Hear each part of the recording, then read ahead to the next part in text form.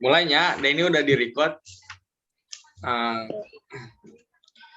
Bismillahirrahmanirrahim. Assalamualaikum warahmatullahi wabarakatuh.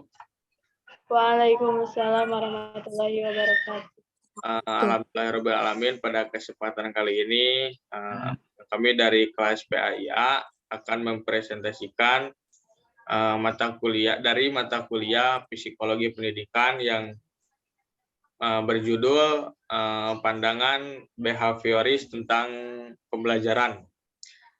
Sebelum lanjut ke materi, kan kami untuk berkenalan terlebih dahulu.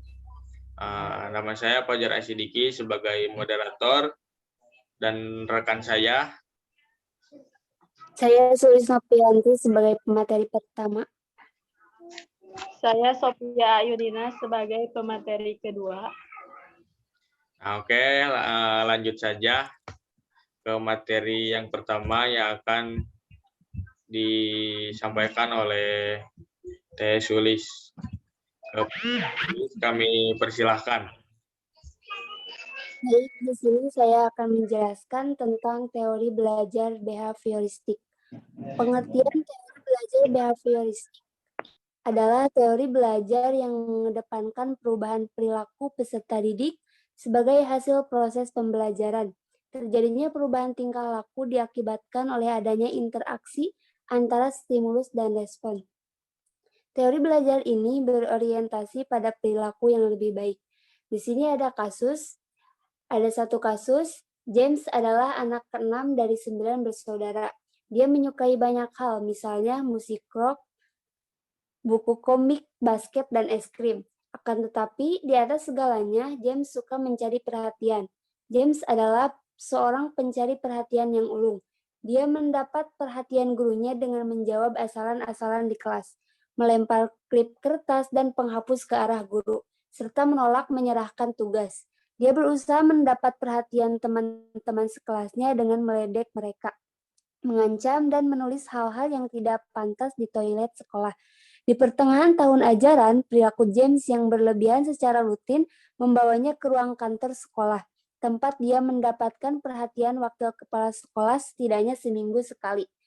Mengapa James memiliki perilaku yang tidak pantas untuk mendapat perhatian? Prinsip umum pembelajaran apakah yang dapat menjelaskan perilakunya? Sepanjang hidup kita belajar sangat banyak perilaku baru. Dalam bab ini, kita akan melihat lebih dekat sudut pandang teoretis yang dikenal dengan behaviorisme, yang berfokus pada bagaimana lingkungan lokal seseorang membawa perubahan dalam perilaku mereka. Kita juga akan menggunakan ide-ide behavioris untuk memahami bagaimana sebagai guru kita dapat membantu siswa-siswa memperoleh perilaku yang lebih kompleks, produktif, atau prososial, alih-alih perilaku yang mereka tunjukkan ketika mereka pertama masuk ke kelas kita. Kemudian lanjut, asumsi-asumsi dasar behaviorisme. Di sini asumsi-asumsi dasar behaviorisme ada 5. Yang pertama, perilaku orang sebagian besar merupakan hasil dari pengalaman mereka dengan stimulus-stimulus lingkungan. Banyak behavioris awal berpendapat bahwa dengan pengecualian pada beberapa refleks sederhana, seseorang lahir bagaikan sebuah kertas kosong, tanpa kecenderungan bawaan untuk berperilaku dengan cara tertentu. Selama beberapa tahun, lingkungan akan mengisi kertas kosong ini, membentuk secara perlahan atau mengondisikan individu menjadi seseorang yang memiliki karakteristik dan cara berperilaku yang unik. Kemudian yang kedua ada pembelajaran melibatkan perubahan perilaku.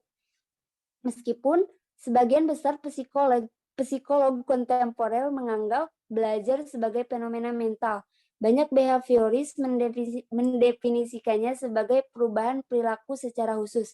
Belajar adalah perubahan perilaku sebagai hasil dari pengalaman. Kemudian yang ketiga ada pembelajaran melibatkan membentuk asosiasi antara stimulus dan respons. Sebagai contoh, kasus studi di awal bab mengilustrasikan satu prinsip kunci behavioris. Orang-orang kemungkinan belajar dan menunjukkan perilaku yang membawa jenis konsekuensi tertentu. Di contoh kasus, James telah membentuk asosiasi antara perilakunya sendiri yang tidak pantas atau respon dan perhatian dari orang lain yang menjadi stimulus lingkungan untuk James. Kemudian keempat, ada pembelajaran kemungkinan besar terjadi ketika stimulus dan respon muncul dalam waktu yang berdekatan. Dan yang kelima, ada banyak spesies termasuk manusia belajar dengan cara-cara yang sama. Banyak prinsip behavioris berasal dari penelitian terhadap hewan. Kemudian lanjut, membangun di atas stimulus yang sudah ada. Asosiasi respons. Pengondisian klasik. Nah, di sini ada contoh. Alan menyukai bisbol, akan tetapi dalam sebuah pertandingan tahun lalu, sebuah lemparan liar melukainya ketika dia sedang memukul. Sekarang meskipun dia menyukai bisbol, dia menjadi gugup setiap kali mendapat giliran untuk memukul. Sampai-sampai jantungnya berdetak kencang dan akhirnya dia seringkali menghindari bola ketimbang mengayunkan tongkat bisbolnya ke arah bola tersebut. Satu penjelasan yang mungkin terhadap perilaku Alan adalah pengondisian klasik, yakni sebuah teori yang menjelaskan bagaimana kita terkadang mempelajari respons baru sebagai hasil dari dua stimulus yang muncul pada waktu yang hampir bersamaan. Lanjut. Di sini ada prinsip teori belajar behavioristik. Menurut Mukinan, prinsip teori belajar behavioristik adalah sebagai berikut. Yang pertama, apabila seseorang sudah mampu menunjukkan perubahan perilaku, maka dikatakan sudah belajar. Artinya, kegiatan belajar yang tidak membawa perubahan perilaku tidak dianggap belajar menurut teori ini. Kemudian yang kedua, hal yang paling penting pada teori ini adalah stimulus dan respon. Karena bisa diamati, hal-hal selain stimulus dan respon tidak dianggap penting karena tidak bisa diamati. Kemudian yang terakhir adanya penguatan, yaitu hal-hal yang bisa memperkuat respon. Penguatan bisa berupa penguatan positif dan penguatan negatif. Lanjut. Membangun di atas stimulus yang sudah ada, asosiasi respon pengondisian klasik. Pengondisian klasik yakni sebuah teori yang menjelaskan bagaimana kita terkadang mempelajari respons baru sebagai hasil dari dua stimulus yang muncul pada waktu bersamaan. Nah, pengondisian klasik pertama kali dijelaskan oleh Ivan Pavlov, seorang psikologi Rusia yang melakukan penelitian mengenai air liur. Pavlov seringkali menggunakan anjing dalam proyek penelitiannya dan menyajikan daging supaya anjing-anjing itu mengeluarkan air liurnya. Dia menyadari bahwa anjing-anjing itu mulai sering mengeluarkan air liur setelah mendengar asisten lab datang, meskipun anjing-anjing itu belum mencium bau daging yang dibawa sang asisten. Rasa ingin tahu terhadap fenomena ini mendorong Pavlov melakukan eksperimen untuk mengamati secara sistematis. Sebagai seekor anjing belajar mengeluarkan air liur sebagai respon untuk stimulus baru. Hasil eksperimennya adalah sebagai berikut. Lanjut. Nah, yang pertama, Pavlov pertama menyalakan lampu dan melihat anjing tersebut tidak mengeluarkan air liur, seperti yang digambarkan di bawah ini. Nah, kan stimulusnya itu adalah cahaya. Nah, ketika Pavlov menyalakan lampu, kan ada cahaya. Nah, tidak ada respons dari anjing tersebut. Kemudian yang kedua, lanjut. Pavlov menyalakan lampu kedua kalinya dan menyajikan daging segera setelahnya. Dia mengulangi prosedur ini beberapa kali dan anjing tersebut selalu mengeluarkan air liur. Anjing ini memperlihatkan sesuatu yang caranya telah diketahuinya, mengeluarkan air liur ketika melihat daging dan belum mempelajari sesuatu yang baru. Nah, jadi cara yang kedua ini, Pavlov itu menyalakan lampu, kemudian langsung menyajikan daging. Nah, dari anjing tersebut ada respon. Kemudian yang ketiga, lanjut. Setelah sebuah rentetan penyalaan lampu dan pemberian daging ini, Pavlov hanya menyalakan lampu tanpa menyajikan daging dalam rentang penglihatan atau penciuman. Anjing tersebut sekali lagi mengeluarkan air liur. Dengan kata lain, dia telah mempelajari respons baru terhadap stimulus cahaya. Nah, jadi dengan stimulus cahaya saja, anjing tersebut dapat mengeluarkan respons. Baik, hanya itu yang dapat saya sampaikan. Terima kasih kepada moderator.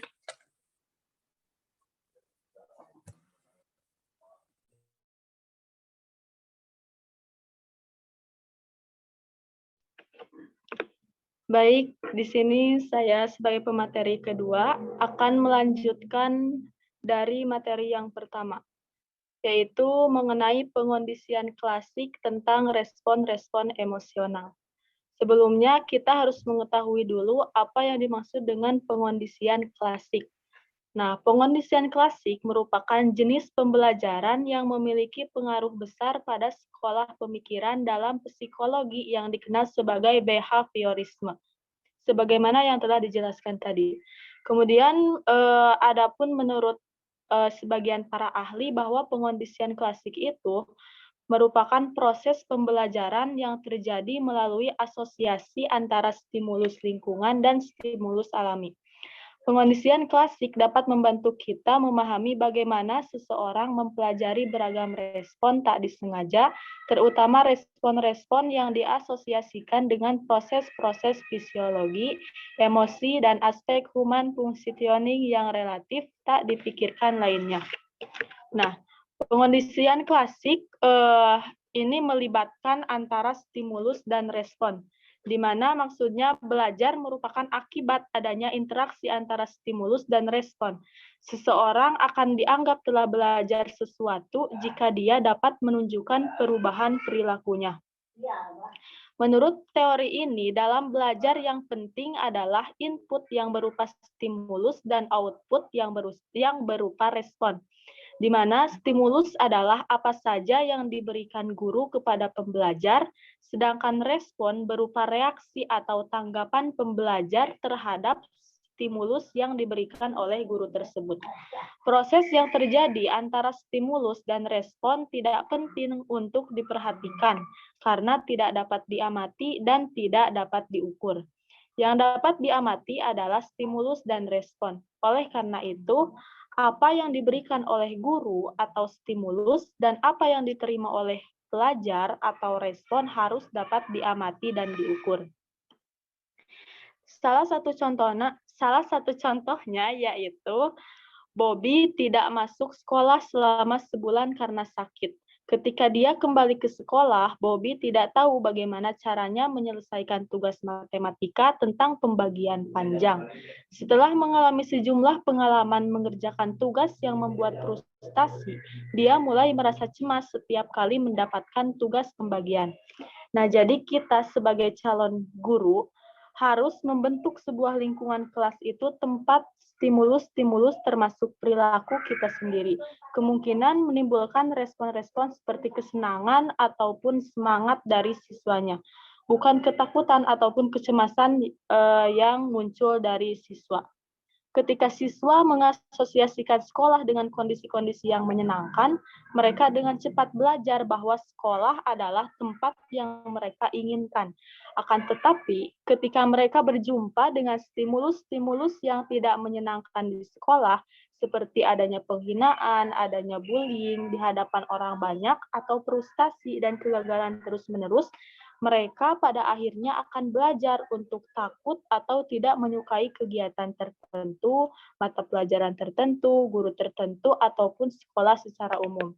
Nah, jadi kita sebagai guru ataupun calon guru harus menciptakan situasi kelas yang membuat para siswa merasa aman secara fisik maupun aman secara psikologis. Lanjut. Kemudian untuk pembahasan selanjutnya yaitu fenomena umum dalam pengondisian klasik, di mana fenomena di sini terbagi kepada dua bagian. Yang pertama ada generalisasi dan yang kedua ada kepunahan. Dinamakan generalisasi itu ketika orang mempelajari respon terkondisi terhadap suatu stimulus baru, respon yang sama terhadap stimulus yang serupa juga bisa terjadi. Salah satu contohnya yaitu seorang anak laki-laki yang merasa cemas dengan soal pembagian panjang dapat menggeneralisasikan respon kecemasannya pada soal-soal matematika lain. Di mana maksud dari generalisasi di sini bahwa bahwa reaksi-reaksi siswa itu terhadap suatu hal dapat digeneralisasikan, artinya mereka mengalihkannya atau mentransfer ke topik lain atau konteks lainnya. Yang kedua ada kepunahan. Dinamakan kepunahan apabila ketika sebuah stimulus terkondisi muncul berulang-ulang tanpa disertai stimulus tak terkondisi.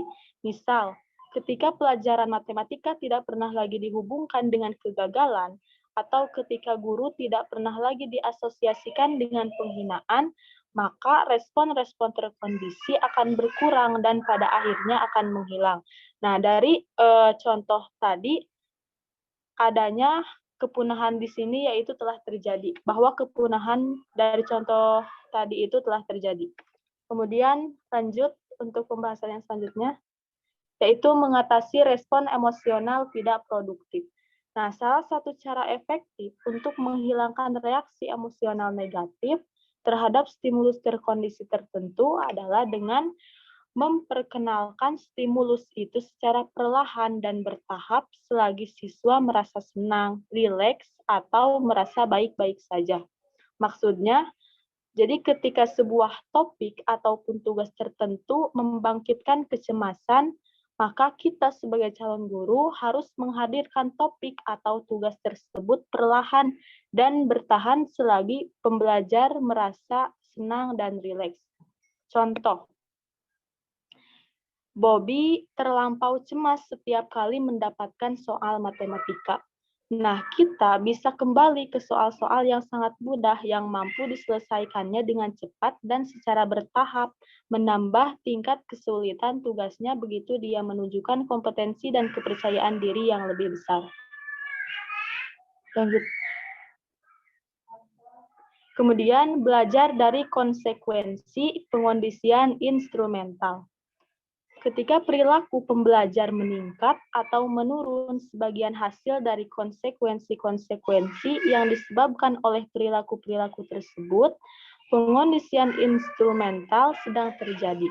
Konsekuensi-konsekuensi yang meningkatkan perilaku-perilaku yang diikutinya disebut penguat, dan tindakan yang mengikuti sebuah respon tertentu dengan sebuah penguat dikenal sebagai penguatan. Sebaliknya, konsekuensi-konsekuensi yang menurunkan perilaku-perilaku yang diikutinya menghasilkan hukuman, baik penguat maupun hukuman merupakan stimulus lingkungan yang mempengaruhi perilaku. Kemudian, salah satu contohnya yaitu ketika James melemparkan barang, mengucapkan komentar yang tidak pantas, dan mengganggu teman-teman sekelasnya. Nah, kita dapat mengasumsikan bahwa gurunya mungkin mengernyitkan dahi atau mengomelinya, yang biasanya tidak kita anggap sebagai hasil yang diinginkan. Akan tetapi, konsekuensi-konsekuensi tersebut menyebabkan meningkatnya perilaku buruk James. Dengan demikian, konsekuensi-konsekuensi ini rupanya memberikan penguatan pada James. Nah, hukuman juga tampaknya tergantung pada orang yang mengamatinya. Sebagai contoh, beberapa yang terlihat seperti bentuk perhatian yang sangat diinginkan, seperti pujian guru, dapat sangat dihindari, dan karenanya merupakan hukuman untuk remaja yang tidak ingin dianggap anak alim atau murid kesayangan guru oleh teman-teman sebayanya. Lanjut. Kemudian, membandingkan pengondisian klasik dan pengondisian instrumental. Di mana pada pengondisian klasik dan pengondisian instrumental ini sama-sama melibatkan antara stimulus dan respon. Akan tetapi, pengondisian instrumental berbeda dengan pengondisian klasik dalam dua hal penting. Yang pertama, yaitu respon yang disengaja alih-alih tak disengaja. Maksudnya, dalam pengondisian klasik, respon biasanya terjadi di luar kendali pembelajar. Respon merupakan reaksi otomatis dan tak disengaja terhadap stimulus terkondisi.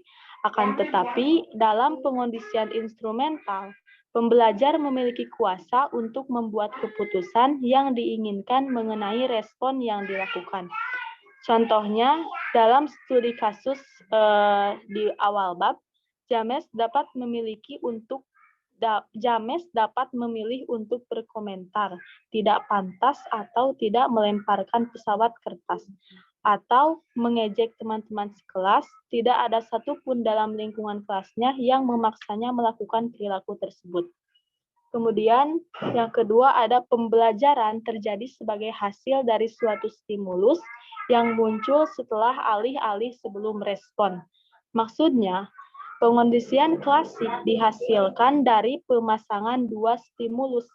Satu, UCS yang awalnya menimbulkan suatu respon dan stimulus lainnya. Kemudian CS yang mulai menimbulkan respon sama atau serupa. Dengan demikian, kedua stimulus ini membangkitkan respon-respon tertentu.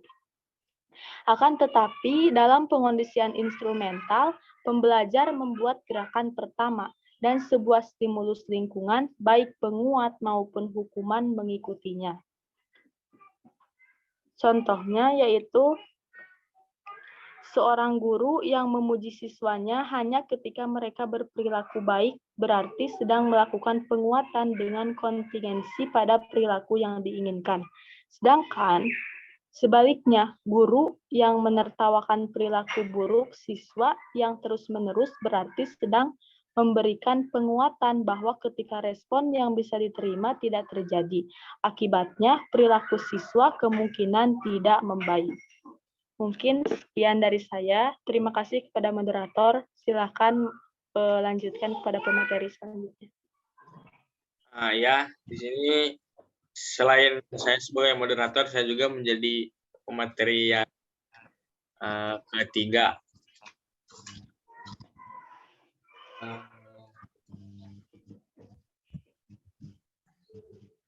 Macam-macam penguatan.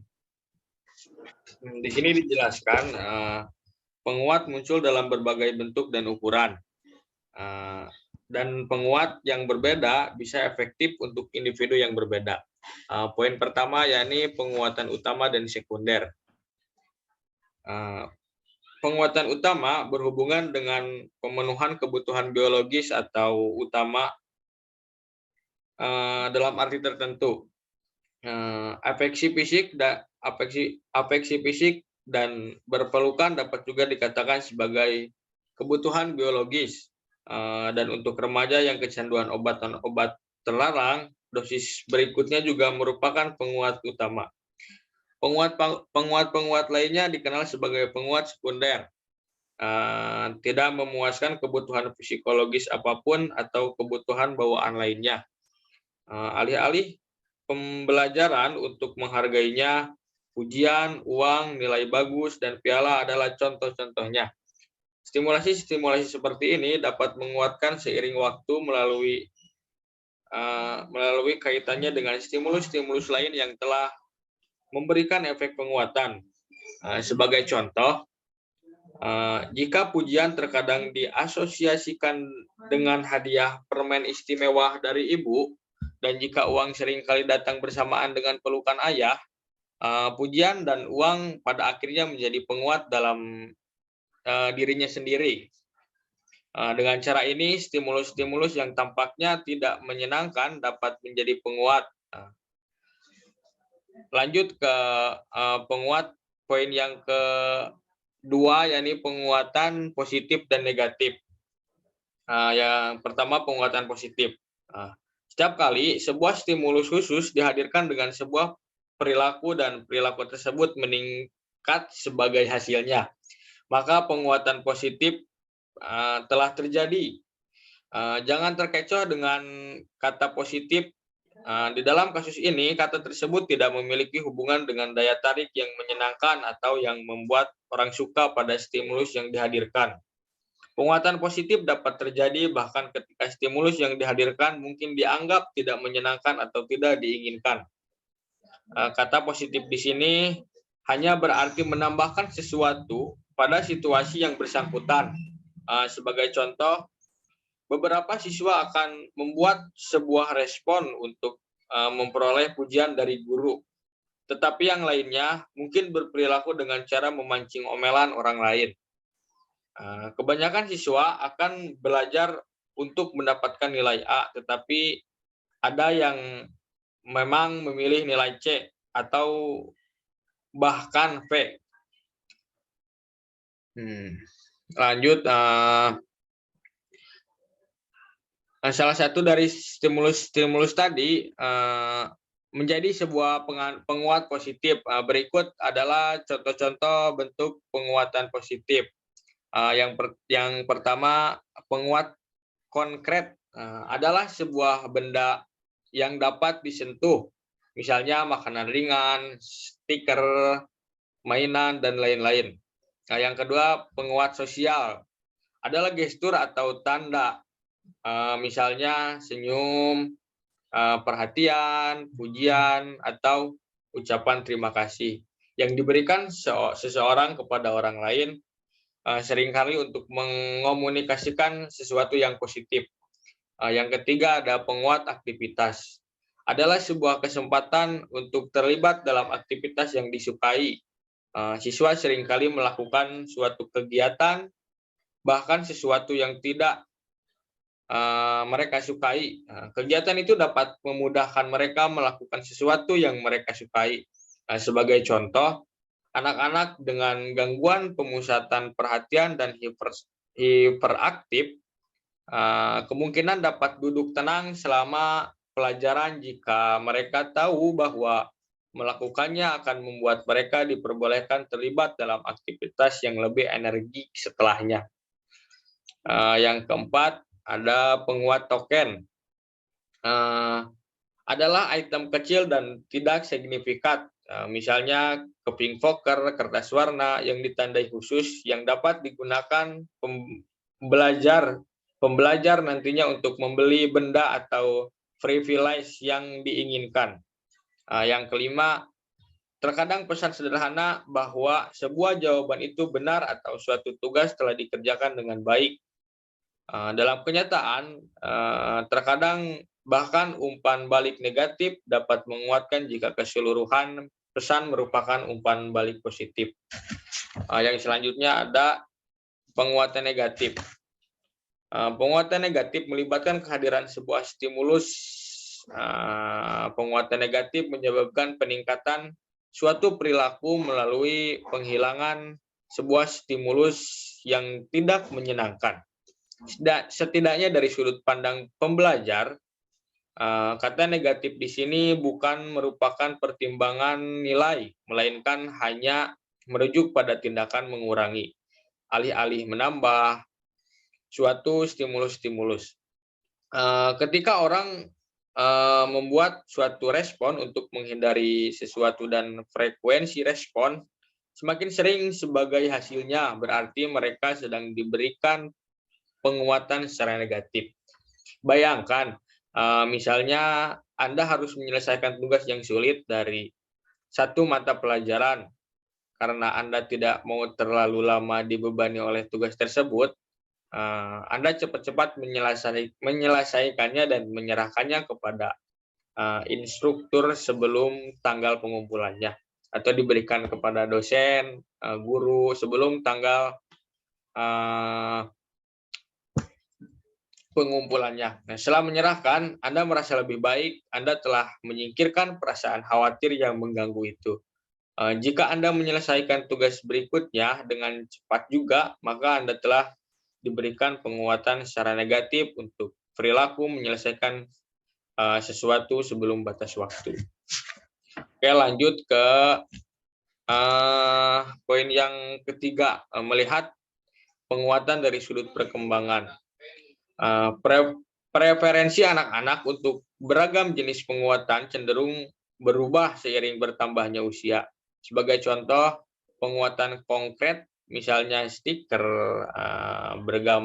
bergambar, karakter kartun populer, mainan perhiasan kecil, mungkin sangat efektif untuk anak-anak yang masih kecil. Tetapi untuk remaja lebih mungkin menghargai kesempatan untuk berinteraksi dengan teman-temannya dibandingkan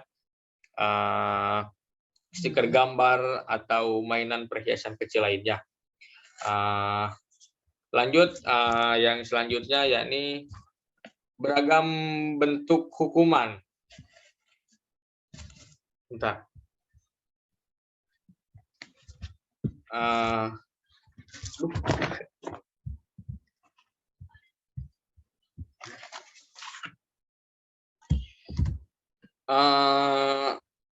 Di dalam beragam bentuk hukuman ada konsekuensi yang bertindak dengan hukum efektif.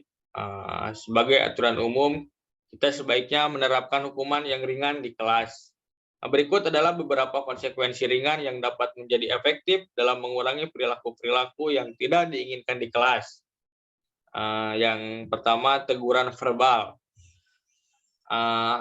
Teguran verbal atau omelan adalah pernyataan singkat yang mengomunikasikan bahwa pesan perilaku tertentu tidak dapat diterima dan harus dihentikan, meskipun beberapa siswa menyukai perhatian yang bisa didapatkan dari omelan.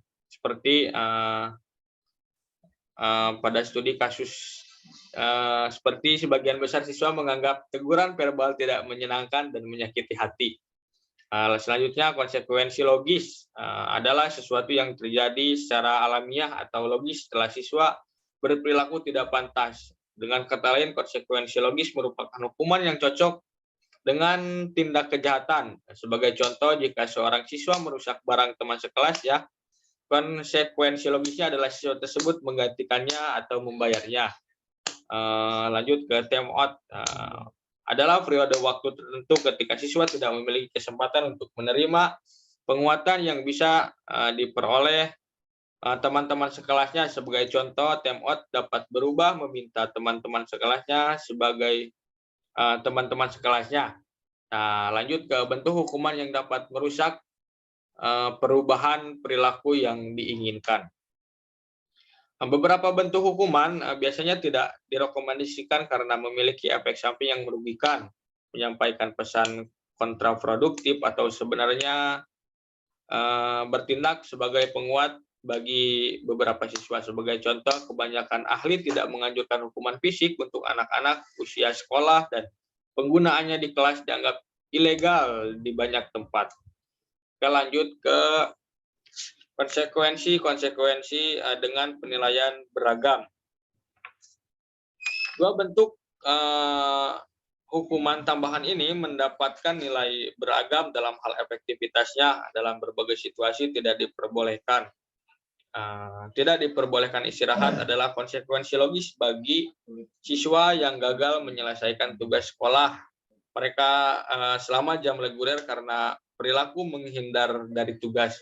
Sampai saat ini penelitian menunjukkan bahwa khususnya pada tingkat sekolah dasar, siswa dapat lebih efektif berkonsentrasi pada tugas-tugas sekolah ketika mereka memiliki waktu istirahat dan kesempatan untuk melepaskan penat. Nah, dicukupkan sekian dari saya. Dan mungkin hanya sekian presentasi dari kelompok kami. Mohon maaf apabila banyak kesalahan atau perkataan yang tidak berkenan. Mohon dimaafkan karena kami masih belajar. Selanjutnya mungkin itu saja ya. Udah. Wallahul muwaffiq ila aqwamit thoriq. Wassalamualaikum warahmatullahi wabarakatuh. Waalaikumsalam warahmatullahi wabarakatuh.